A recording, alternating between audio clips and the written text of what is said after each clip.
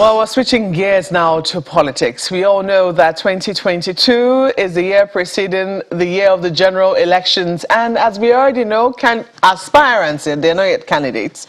Perhaps the only candidates we have now are those who are vying for positions tomorrow in the federal council elections here in the FCT. Yes, we're going to be having our own version of local government elections conducted by no other than INEC, and that's where we have candidates. The rest of the people whom we've been seeing so far are aspirants, either for party positions or even to be flag bearers of their party in the forthcoming general elections in 2023. But something which we've been trying to start as a tradition, which is that of debates. We're wondering, how is it catching on, and does it really have an impact in terms of who voters eventually go for? We have with us this morning Mr. Belema, who is Executive Director, Engage, Empower, Educate Initiative. And he's going to be speaking to us on that. You're welcome to Sunrise Elite this morning. Thanks for having me. Well, I'm wondering, you put together a debate for the FCT Council polls, and you had specifically women participate in the debate. What was the reason for that? Okay, the debate was actually for all the candidates contesting under AMAC, but the change in our kind of debate is that we're actually doing only on gender-based issues. Okay. So the aspirants that came were questioned around gender-based issues. We have 21 issues. We spoke to them about and asked them what will they do when they get into office around these 21 issues, and it was really nice. Okay, so what did it open your eyes to? It opened my eyes to a lot, and what we did during the debate was also to ensure it was streamed live over radio. So we had people ask questions, and we noticed that at the debate, a lot of people got informed ideas on what these aspirants will do when they get into office. Some aspirants made some very lavish commitments, what they would do for the girl child, and some even made some very interesting commitments. One even said they will get cooler for women when they get into office, and people ask, cooler for what? You getting me? And that's serious. No, if an aspirant will be making such commitments, then you begin to know what they think about women and what they think about the girl child when they get into office. So it really opened our eyes to a lot, and the debate was very interesting, very, very engaging. The audience and the live audience asked a lot of questions. There are a lot of issues that surround the woman and the girl child that are really not looked into because nobody is asking these questions, and the aspirants are not even campaigning around these issues. And what we also found out was, because we told them the 21 issues we wanted to discuss about, they went to prepare around it. So even if they didn't have an idea prior to this time, they now understand that these issues are there, and what do we do about when we get into office. And we're taking records because there's going to be an accountability process. Whoever wins the elections will come back with his promises or her promises and say, see, this is what you said, what are you going to do now about it now that you are in office? What was the motivation for that? I mean, the debate is something that is yet to really catch on. We see it a few times for state government elections, so for governorship debates, and perhaps a presidential debate, but it doesn't happen every time. Even at the presidential level, you see a situation whereby even the lead candidates, in quote, do not show up for the debate. It would seem that it's a culture that is really yet to catch on. So what motivated you to do it at that level? Okay, two things. First of all, we have a project called the Pink Vote Movement. We want to get at least 10 million more women to vote in upcoming elections. And under it is the Pink Debate, where we want to mainstream gender-based issues in the political process. Because we found out that women make a large percentage of the electorate, actually 47% according to INEC figures. And they are used before elections and dumped after elections. And we said, no, this should stop. We need accountability in the process. So the first reason was we wanted to have people accountable to their words. So we need to bring them on a round table to make commitments that would use to hold them accountable. And second, we noticed that there's so much apathy in the system. And I'll give you a simple example, because we are using AMAC council elections as our pilot case. AMAC has over 600,000 registered voters. Guess what? In 2019, I think so, those that came out to vote were less than 100,000. So there's so much apathy, and we're saying, okay, maybe people don't really know who these candidates are. People don't know. I'm sure many people will find out for the first time today that elections are holding tomorrow in Abuja. You see, there's just no information out there. People don't know. And when information is out there, they don't even know who the candidates are. So we said, no, this has to change. That's a problem with almost every local government election. Yeah. And it's a little baffling, because the reason why that exists at the local government elections in many states, the general apathy, some people put it down to the fact that, in many local government elections in the states, it is usually the party in power at the governorship level that will take up all the seats. There is hardly any competition per se. And people have said, perhaps the only credible elections that happen is the one that INEC itself conducts. And that happens right here in the FCT. That is the case of the FCT. So do you think that we should be investigating what could be responsible for the case of apathy in the FCT? I see, and that's why AMAC is our pilot case, because we are monitoring the process till after the elections and want to monitor the outcome. Because we're saying, okay, if you have 600,000 voters, INEC is the one conducting these elections. Only 97,000 or so came out to vote the last time. Can we create awareness around these coming elections? Can we let people know who the candidates are? Because INEC has this published, but many people don't know. People don't know that they have 14 candidates in AMAC elections. Are you getting me? So INEC has published this thing. So we are taking this information to the people at the grassroots, the marketplaces. These are the candidates. Okay, you don't know your polling units. These are the polling units. Can you come out and vote? Can we get 300,000 people to vote in an election? Can we get 400,000 people to vote in this election? Because you have registered voters that are up to 600,000. So if they come out and vote, you will see that what the politicians depend on, that people won't come out to vote and get some people in the rural areas to do their bidding, won't even hold sway again. Because when more people come out to vote, you have more options and you have a better election and a more credible election. Well, I'm going to be one of those who will sign up as guilty as charged in terms of, whether or not you show up to vote on election day. But looking at what happens, looking at the FCT and how it is arranged, you have rightly spoken to the fact that a lot happens in the rural communities, and if impact to be felt anywhere, directly anywhere, it is the rural communities that would really need that impact the more. People hardly believe that a place as unifying and as developed and as sophisticated as the Federal Capital Territory will have rural communities that still do not have potable water, and do not have electricity. These are things that that's the situation right here in the Federal Capital Territory. But in many other places, the sophistication is evident. If you go to Maitama, you go to even the estates, the many estates of Local Goma, and what have you. How do you hope to reach those kinds of communities that are already elitist in terms of how they are arranged? They really do not need, if you look at in terms of man's hierarchy of needs, it would seem that a lot of it has already been fulfilled for them, and they may not exactly see the need to engage politically to get things done. How do you get those kind of groups engaged and involved? That's a very serious question, because we notice that these people really don't come out.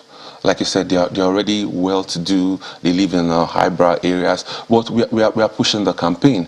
We are going out on streets. We are meeting them where they are in their offices. We are going to marketplaces, and we're also using social media to meet them where they are. And we're telling them, yes, governance is about you. Did the debate happen in the marketplace? No, we didn't happen in the marketplace because we had to hold it in a structured and very secured environment, because the candidates asked for security, because we're bringing political aspirants together. But what we did was we broadcasted on a station that has a very wide reach, right? A radio station has a very wide reach. So it reached over 1 million people, and they were also able to call in to ask questions. You were certain of that? Yeah, because that's the reach of the radio station. That's the reach of the radio station. I don't want to mention names, but it has a massive reach. And we had also live audiences. And guess what? Before the debate, we actually went to the marketplaces around our pilot scheme, AMAC, and we told them to listen in on the program. So they were waiting for the program to come on air. So they were ready. We went all the market. We have volunteers that went round AMAC and its environs to get people to listen into the debate. So they listened in, and it was evidenced by the questions that came in for the aspirants during the debate. But we are not stopping. Was it done in the language of the people? Because some people say English might be too, might be speaking above their heads, not to take anything away from the education of those who are in the marketplace. But sometimes we know that on the streets, this is not the language. It's not. We don't speak Queen's English on the streets. We speak Pidgin English. If I shock you now, it was a station that speaks vernacular. Oh, okay. That we used, because we know that people in the rural areas don't really speak our big English. So we had to use a station that reaches them in the language they understand. So that was the station we used, the radio station we used to broadcast the live broadcast. So it reached them in the language they really do understand. What lessons do you think we can learn in terms of replicating this across board and bringing to bear trying to entrench the culture of debate, however local the level is, that it is important for ideas to contend, and that people begin to understand that the people who are aspiring or who are candidates in an elections are there to serve you, and we must begin to learn to hold them accountable. What lessons do you think we can learn from this? The most important thing is accountability. You understand? Now we can hold these aspirants accountable to what they have said they will do. That's the key point. Prior to this time, there was nothing holding anybody accountable. So what we're doing, once the pilot case is over, we'll be launching our reports, and then we'll escalate to state level, national level, and obviously the presidential level. So we'll have pink debates, the presidential debates, we'll have the governorship debate, and those that want to aspire to the national assembly, there'll be a debate for them. Then, very importantly, whoever wins, there'll be a tracking process. So we have our partners in Connected Development, thanks to Amzi and the fantastic what they are doing with Follow the Money, that understand how to track. So we are partnering with them to track this campaign promises. Whoever wins, so we are going to be tracked. So there's going to be a tracker. So it's not just I'm coming to office, I've won. Okay, you said you would do this. Have you done it?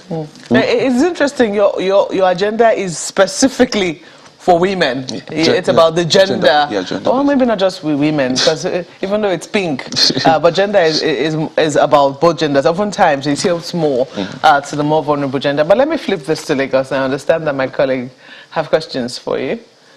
Well, yeah, Belema, I mean, this is the pilot case, as you mentioned, and you spoke about the apathy that you witnessed, the way the whole thing came through. But in consideration of the fact that you did it for women, can you speak, or should we assume that apathy will be the same thing if you had done it for both candidates in terms of the men and the women who were contesting? Okay, let me just correct that impression. The pink debate was for all candidates contesting the election, not just specifically female candidates, because for the AMAC election, there's only one woman contesting. So our pink debate is for everyone contesting the election. We want to know what you would do for women when you get into office, right? So at every level, it will be for all candidates. We are not restricting it to just the female candidates, all candidates. What will you do for women when you get into office? So we are mainstreaming gender-based issues during the political process. So basically, it was for all candidates and not just for female aspirants. Oh, so the apathy you witnessed was on gender-based issues and how they needed to address and mainstream gender-based issues. Was that right? Yes, you're right. And also coming out to vote during elections generally. The question that will come to me naturally on that last bit that you mentioned, Mr. Meshach Hart, is concerning voter apathy, which you spoke a little more about the other time. How, in your opinion, does this change that narrative? Okay, because you see, I think sincerely that voter apathy is because, one, many people don't know who they are voting for. They don't know what the person would do for them. So we believe that if we are able to give more information on the candidates, if we're able to give more information on what they would do for you when they get into office, and you'll be able to make informed decision and come out to vote. And secondly, we also are appealing to people. So we notice people just don't want to come out and vote for whatever reason. So we are appealing to people to come out en masse, and you will know who is coming out for that position. It gives you better idea on what they want to do, policies they want to implement, and you make better decisions coming out when people are coming to vote. Yeah. I mean, from your interaction with the people, was this apathy occasioned by the fact that it was perhaps just AMAC elections? So if it were maybe bigger elections, either state or at the national level, from what you garnered, would they have been any different? Yeah, because if we see from statistics of registered voters and those that came out to vote, most times it's quite poor and it's not even up to 80–70% of the registered voters. So we believe this is across board. But we are saying that at this point in time, can we change that narrative? Can we get people more informed? Can we let them know? Because I believe sincerely that if people know, if they have an idea, and that's why debates are quite critical, because it helps them make informed choices. If people know who they are voting for, they will come out to vote. And if you appeal to them, right, if the candidates also appeal to them in the right way, they will also come out and vote. So we are saying, come out, vote, but not just vote. Know who you are voting for, what they want to do for women, what they want to do for girl child, what they want to do for you, and what they want to do for the society. So, seeing how critical debate is, as you have said, to knowing the candidates, taking them to task on major issues, in this case for you, issues around women, and eventually boosting, voter participation and turnout. But it's critical, right? But it's not illegal to not be a part of a debate, as it were. There's nothing in law that says there must be a debate. So are you looking to have this, institutionalized, have a law backing this, such that every candidate that is, pushed out there or to carry the flag of a party knows that one of the prerequisites is a debate? I think even in countries that have that law, you see, it's still not compulsory to participate in debates. So we have to get to a point where as citizens we make a demand on those seeking political office that they should come out for debates. When they know that the citizens are making a demand, that citizens demand, they will come out and participate. Because even in the debate we did for AMAC elections, not all aspirants turned up for the debate. And you can't charge them for that because they have their own rights of association. So it's just when they know, if a candidate knows that if I don't show up for these debates, I'll get a backlash. Trust me, no law would force them to come. They would come on their own and they'll be willing. And that's why going up in the coming elections, Nigerians should make it part of what they would demand of those coming out for political office, that they should participate in debates and let them know that if they don't come for those debates, it will also determine the direction they would go. We have a lot of intelligent people that are willing to come out for debate, but sometimes, because you can't force them to come out, some won't show up. But it has to change. It has to change because we need them to come and tell us what they will do when they get into office, because that's the only way we can have accountability. Trust me, how many people even know what the plans are when the candidate comes out for office? Many people don't know. You don't know their agenda. You don't know what they have planned for you. So only through a debate can people really listen in and know, okay, this guy has this and this and this in place for me. I think I like him, so I'll come out and vote for him. So it's a very critical process, but the citizens must demand. That's the issue here. The citizens must make that demand and press it on the aspirants to come out for a debate and let them know the consequences of not showing up for that debate. Very critical. So one more thing from here. How much work do you think we have to do to ensure that we entrench that culture of debate, right from the grassroots up until the presidential level? All right, I'll be using from our experience even at AMAC level. It's a lot of work, trust me. It's a lot of work. Reaching out to the candidates is a lot of work.